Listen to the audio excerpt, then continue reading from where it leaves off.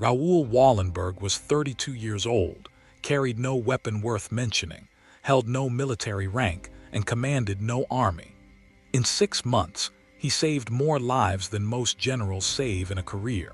Raoul Wallenberg's father was a young naval officer when cancer took him, 3 months before his son was born. Raoul came into the world on August 4, 1912, in the comfort of his grandmother's summer home near Stockholm. He never knew his father. He never needed to. The family he was born into carried enough weight for 10 generations. The Wallenbergs were one of the most distinguished families in Sweden and around the world. His paternal grandfather, Gustav, was the Swedish ambassador to Japan. His uncles Jacob and Marcus Wallenberg were powerful bankers. This was a family of institutions. Diplomacy, finance, industry. The Wallenberg name moved in rooms where decisions about nations were made. Raoul's grandfather took on his education personally, raising him as what he called a citizen of the world. He made sure Raoul learned languages, traveled broadly, and took on commercial positions across different industries. It was unconventional for a boy of that social standing. Most heirs of powerful families were groomed to inherit. This grandfather was building something different. He was building a man who could function anywhere. Raoul completed upper secondary school with top marks in Russian and in drawing, 2 disciplines that, on the surface, seem unrelated. They would both prove useful in ways no one could have predicted. After high school and military service, he spent a year in Paris, then traveled to the United States to study architecture at the University of Michigan. He was a top student and graduated in 1935. He returned to Sweden with a degree and a problem.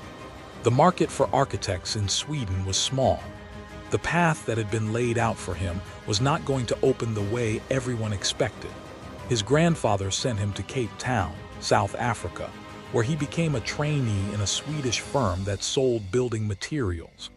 After 6 months, his grandfather arranged another position, this time at the branch office of a Dutch bank in Haifa, Palestine. It was here that Raoul came into contact for the first time with Jews who had fled from Hitler's Germany. Their stories about Nazi persecution stirred him deeply, perhaps not only because he had a very humane attitude toward life, but also because he himself had a few drops of Jewish blood. He was not Jewish by practice or identity, but something in those stories landed in him differently than it would in someone with no connection. He listened. And he remembered. In 1936, Raoul was appointed foreign trade representative of the Central European Trading Company, whose director was Kalman Lauer, a Hungarian Jew. Lauer could no longer safely travel through much of Europe, which by that time was under Nazi domain. Wallenberg became his legs on the ground. He learned Hungarian. From 1941 on, he traveled frequently to Budapest, becoming intimately familiar with the city, its streets, its people, its politics. He was not yet a diplomat. He was a businessman, but he was accumulating something more valuable than capital. He was accumulating knowledge. In March 1944, the ground shifted under Hungary with violent speed. Upon learning that the Hungarian government was making overtures to the Allies, Adolf Hitler ordered the German army to occupy Hungary. The Wehrmacht quickly took control of the country and placed the Hungarian regent under house arrest. A pro-German puppet government was installed in Budapest, and with the occupation came a name that still carries the weight of pure evil. With the German army came Adolf Eichmann and his newly formed Special Operations Unit, sent to carry out the final solution on Hungary's Jewish population. Hungary had once been a place of relative safety. Jews from across Europe had fled there. But now, under the direction of Eichmann, the Germans began deporting more than 400,000 Jewish men, women, and children. They were transported out of Hungary in 148 freight trains between May 14 and July 8, 1944. The pace was 12,000 people per day. Industrial murder at full operational speed. When Wallenberg arrived in Budapest in July 1944, Most of those people were already dead. Wallenberg had been recruited by the U.S. War Refugee Board in June 1944 to travel to Hungary. The man who recruited him was Ivar Olsson, who, as part of the clandestine Office of Strategic Services in Stockholm, had experience in moving resources covertly. Olsson would funnel American funds to Wallenberg through a Swiss bank. Wallenberg demanded conditions before accepting. The most important was that he would be his own man. While attached to the Swedish embassy in Budapest, he would not answer to them. He also insisted on creating his own secure system of diplomatic cable traffic with Stockholm. His conditions were accepted. On July 9, 1944, Raoul Wallenberg arrived in Budapest bearing a Swedish diplomatic passport, 2 knapsacks, and an archaic revolver he had purchased in Stockholm. He told an embassy colleague, "The revolver is just to give me courage." He would never use it. He did not need a weapon. He had something more dangerous. He had nerve. Wallenberg opened a Swedish embassy office close to the city's major Jewish ghetto and hired 400 individuals, many of them Jews who had been granted diplomatic immunity, to operate the facility. He did not ease into the work. He moved at full speed from the first week. He redesigned the Swedish protective passport, the Schutzpass, making it more visually impressive, more official-looking, more intimidating to anyone who might challenge it. His office provided protective passports to approximately 20,000 Jews. These passports allowed their bearers shelter under the domain of the Swedish crown, protecting them from deportation. Wallenberg used unconventional methods, including bribery and blackmail, to finance and run his rescue operation. He paid off German officials. He intimidated Hungarian bureaucrats. He exploited the Nazi regime's own bureaucratic obsession with paperwork and used it as a weapon against them. He also established dozens of safe houses that served as hideouts for thousands of Jews. He ordered the Swedish flag flown over these buildings, converting them into official Swedish embassy annexes and shielding their inhabitants from the Nazis. He eventually had 32 buildings under Swedish protection, along with 2 hospitals and a soup kitchen. Then October came, and everything got worse. On October 15, Hungary's regent, Miklos Horthy, announced he was seeking a separate peace with the Russians. His radio speech had barely been broadcast before German troops took command. Horthy was immediately deposed and replaced by the leader of the Hungarian Nazis, Ferenc Szalasi, head of the Arrow Cross movement, which was feared at least as much as the German Nazis for its cruel methods in dealing with the Jews. Adolf Eichmann returned and was given a completely free hand. Jews were being killed in the streets. Others were dragged to the Danube River, where they were shot or drowned in the freezing water. The Arrow Cross operated without restraint. Budapest had become an open killing ground.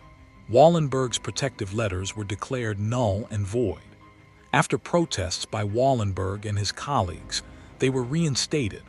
Although the Arrow Cross regime had little respect for documents and legalities, so Wallenberg went to the trains himself. Another German train had loaded its cargo of Jews bound for Auschwitz. A young Swedish diplomat pushed past the SS guard and scrambled onto the roof of a cattle car. Ignoring shots fired over his head, he reached through the open door to outstretched hands, passing out dozens of passports. He ordered everyone with a document off the train and into his caravan of vehicles. The guards looked on, dumbfounded. This was not a one-time act. Wallenberg did it again and again. His impressive and self-assured manner enabled him to remove persons from trains bound for Auschwitz or release them from the labor service system into which they had been drafted. He simply acted as if his authority was absolute. And in enough cases, the guards and officers around him believed it. He created cells of spies inside the Budapest Police Department and the Hungarian fascist political establishment, providing him with information about planned raids and deportation operations. He slept in a different house every night to avoid Arrow Cross assassination teams. On at least one occasion in the fall of 1944, Eichmann tried to have him killed by attacking his car. Wallenberg was not in the vehicle at the time. Eichmann reportedly promised that other attempts would be made on his life. Wallenberg did not slow down. He even challenged Eichmann directly during a face-to-face exchange, suggesting to him that the Germans were destined to lose the war and might as well surrender. No diplomatic hedging, no careful language. He sat across from the architect of the final solution in Hungary and told him he was going to lose. When Eichmann organized death marches of tens of thousands of Jews toward the Austrian border, Wallenberg pursued the marching thousands in his car and managed to secure the release of hundreds of bearers of his protective passports, taking them back to Budapest. 2 days before the Soviet army occupied Budapest, Wallenberg negotiated with Eichmann and the supreme commander of German forces in Hungary. He bribed an Arrow Cross Party member to deliver a note persuading the occupying Germans to cancel a plan to blow up the Budapest ghetto, a plan that would have killed an estimated 70,000 Jews. The note also persuaded the Germans to cancel a final death march, with Wallenberg threatening to have them prosecuted for war crimes after the war ended. The ghetto was not blown up. When Soviet forces liberated Budapest in February 1945, more than 100,000 Jews remained, mostly because of the efforts of Wallenberg and his colleagues. He had done it, against impossible odds, against Eichmann himself, against the Arrow Cross, against bureaucratic death and physical death, and the full machinery of the Nazi state. He had done it. When the Soviets arrived, Wallenberg believed the Red Army's arrival was liberation. He had a plan for a detailed reconstruction in post-war Hungary, outlining employment and resources for Jewish survivors. On January 17, 1945, Wallenberg left the Swedish legation with that plan. He was escorted by 2 Soviet soldiers to Soviet military headquarters. He was overheard telling a colleague that he did not know whether he was a guest of the Soviets or their prisoner. He was never seen again. Wallenberg's rescue mission had inevitably placed him in a vortex of intrigue and espionage involving the Hungarian resistance, the Jewish underground, communists working for the Soviets, and British, American, and Swedish intelligence operations. He also had regular contact with Adolf Eichmann and other Nazis running the deportation of Jews. Whether or not he was passing on intelligence himself, Russia had plenty of reason to suspect him of spying, either for the Allies or Germany, or both. A Soviet spy who had infiltrated the Red Cross in Budapest had observed Wallenberg closely. He found Wallenberg's humanitarian motives simply incomprehensible. He concluded that Wallenberg must be a double agent, working for the Americans. Several phone numbers for Adolf Eichmann appeared in Wallenberg's address book, which the Soviets seized. To a paranoid Soviet intelligence apparatus at war's end, this was not the address book of a rescuer. This was the contact list of someone working multiple sides. A Soviet government report in 1957 stated that Wallenberg had died on July 17, 1947, while imprisoned at the Lubyanka prison in Moscow. Subsequent eyewitness sightings of Wallenberg in the Soviet penal system after 1947 have called this statement into question. Evidence that he was alive during many of the years after 1947 is compelling and impossible to dismiss. The last reported sighting was in a prison camp 150 miles from Moscow in 1987, 42 years after his arrest. In 2016, secret diaries of a former leader of Soviet intelligence were published. According to those diaries, Wallenberg had been murdered in 1947 upon direct orders from Joseph Stalin and Foreign Minister Molotov. Sweden officially declared Wallenberg dead in October 2016, 71 years after his disappearance. The man who had stared down Eichmann across a dinner table, the man who climbed onto the roofs of death trains while shots were fired over his head, the man who ran a spy network inside a fascist government while sleeping in a different bed every night to avoid being killed. That man was taken by the side he believed had come to liberate him and vanished into a Soviet prison. The exact truth of what happened to him may be locked in files the Kremlin has never fully released. What is not in doubt is what he did in Budapest. In 1981, U.S. Congressman Tom Lantos, one of the people Wallenberg saved, sponsored a bill making Wallenberg an honorary citizen of the United States. He became only the second person ever to receive that honor, after Winston Churchill. His mother, who lived until 1979, refused to receive the honors given in his name. She believed her son would one day return. She never stopped waiting. Raoul Wallenberg was 32 years old when he arrived in Budapest. He had 6 months to become one of the most consequential individuals in the history of the 20th century. Not a general, not a head of state, a businessman with 2 knapsacks, a useless revolver, and an absolute refusal to look away while people died. Whatever the Soviets feared he was, whatever intelligence he may or may not have carried, none of it changes what the historical record shows. Raoul Wallenberg did what all heroes in war do. He went in, he fought, and he saved countless lives.